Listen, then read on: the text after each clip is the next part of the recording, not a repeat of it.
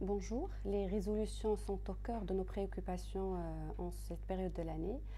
Euh, Prendre une résolution n'est pas seulement une décision, ça s'inscrit plus dans un cadre de projet, un projet intime et un engagement pris par rapport à soi-même, d'où la difficulté de réaliser ce genre de résolution.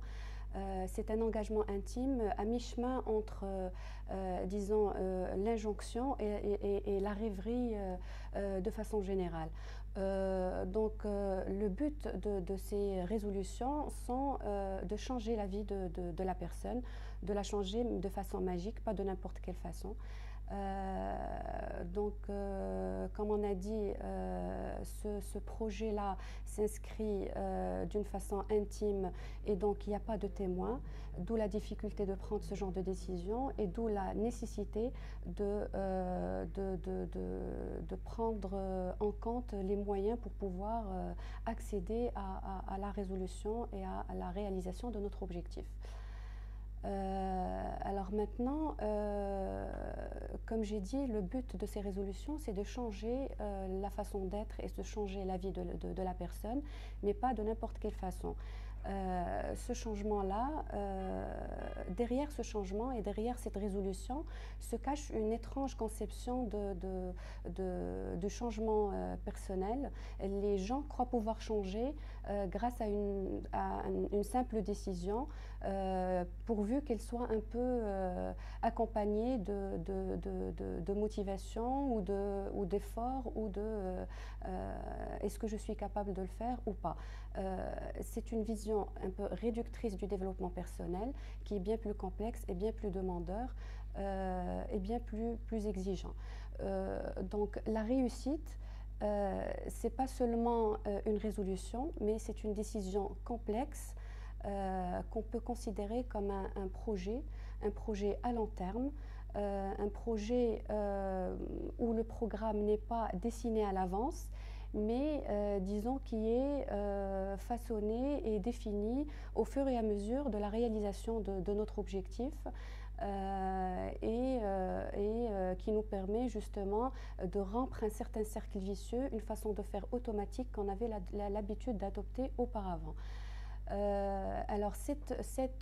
La différence entre une décision, disons une bonne résolution et une décision efficace, elle réside justement dans disons, le motif fondamental sur lequel repose la décision. Une bonne résolution, pour pouvoir accéder à cette bonne résolution, on procède de la manière suivante, c'est-à-dire on se dit on est obligé de faire ça. Qu'est-ce qu'on est forcé de faire? On fait par obligation, on se force la main. Alors que pour une décision efficace, c'est plus un projet, comme j'ai dit, c'est plus quelque chose de l'ordre de l'intime. On fait ce qu'on préfère faire. Pas par disons, facilité, mais parce que ça devient intérieurement, ça devient une nécessité, ça devient quelque chose, un projet qui s'inscrit encore une fois dans un projet interne, dans un projet où on est motivé, où on veut faire pour continuer sur cet élan qu'on a de réaliser quelque chose de positif. Justement, disons que la bonne décision à prendre et la façon de laquelle on essaie de la résoudre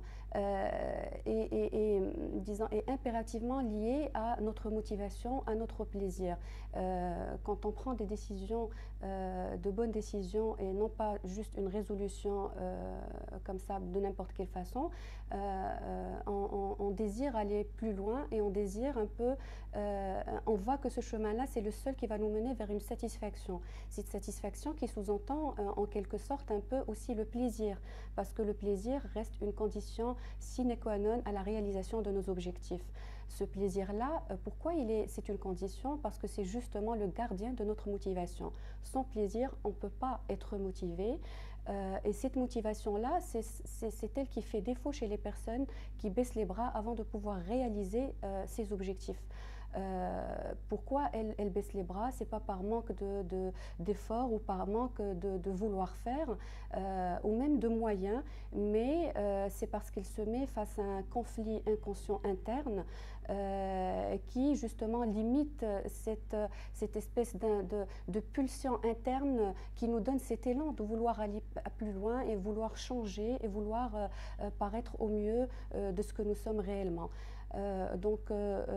Cette impulsion interne, justement, et cette nécessité d'être motivé et d'avoir du plaisir dans ce qu'on fait, nous met face à une balance où il y a d'un côté le besoin et le désir de réussir, qui nous permet de mobiliser les ressources pour pouvoir réaliser ces objectifs, et de l'autre côté, la peur d'échouer, cette peur qui nous met face à des situations de difficulté et qui peut engendrer des réactions qui engendrent très souvent, si ce n'est pas toujours, pratiquement, des réactions et des comportements de maintien. Ce qu'on appelle nous des comportements de maintien, c'est souvent des comportements d'évitement. La personne évite d'aller plus loin de peur d'échouer.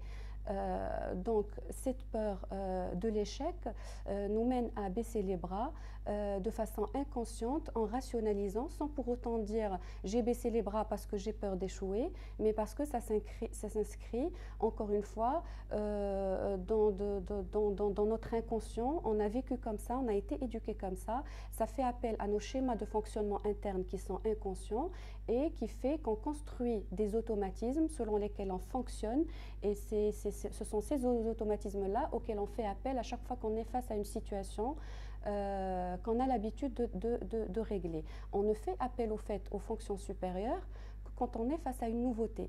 Donc les résolutions, c'est quelque chose qu'on a l'habitude de faire, c'est un peu comme la conduite.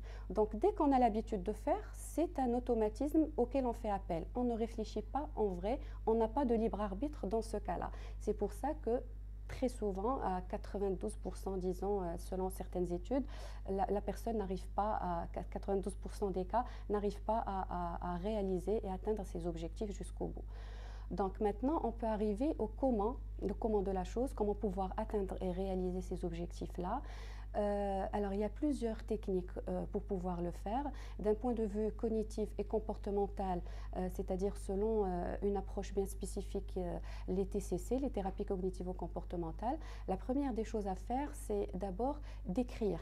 Parce que l'écriture, il y a beaucoup de patients qui viennent nous dire non, c'est secondaire, je me rappelle très bien de ce que j'ai en tête, je vais venir le dire à la personne ou au psy. Non, l'écriture nous permet de prendre du recul par rapport à la situation et nous permet de s'écarter des émotions, cette dimension émotionnelle qui peut teinter notre façon de faire. Donc c'est très important d'écrire. Maintenant, il faut préciser la résolution. Il faut que ça soit quelque chose de bien précis. Je vais faire cela. Donc écrire toutes les résolutions qu'on a en tête et bien sûr énumérer les avantages et les inconvénients de chaque résolution. Quels sont les avantages, quels sont les inconvénients. Par la suite, se fixer des objectifs relatifs à chaque résolution et essayer de les hiérarchiser du plus simple au plus difficile. Et commencer toujours par le plus simple, la réussite, disons, étant un moyen extraordinaire pour pouvoir maintenir notre motivation. En fait, pour réussir, il faut réussir. Goûter à la réussite nous permet de rechercher encore la réussite dans d'autres situations. Donc, hiérarchiser les objectifs, s'encourager, c'est-à-dire le renforcement positif. Le renforcement positif est très important dans ce genre de situation. Chercher le renforcement en soi et en l'autre. Pouvoir aller très loin, viser difficile, mais tolérer quand même l'échec. C'est-à-dire il faut que ça s'inscrive aussi dans ce projet à long terme de pouvoir échouer, parce que dans ce projet-là, tout n'est pas dessiné à l'avance. Les choses se font petit à petit à la recherche de satisfaction. Donc le renforcement positif, la hiérarchisation des objectifs et bien sûr pouvoir à chaque fois essayer de réinventer les choses et de revoir où est-ce que j'en suis, est-ce que les objectifs sont toujours d'actualité, est-ce que je peux changer quelque chose, toujours être dans cette réévaluation qui va nous permettre d'amorcer les objectifs un à un, ne pas aller d'un seul coup et de se fixer plein d'objectifs, on n'arrivera jamais à les atteindre. Et bien sûr, de pouvoir, bien sûr, les objectifs, de pouvoir essayer de les fragmenter à long terme, à moyen terme et à court terme pour pouvoir avoir une visibilité, encore une fois, plus approfondie de la résolution. Et surtout, n'hésitez pas à faire appel à un professionnel de l'encadrement.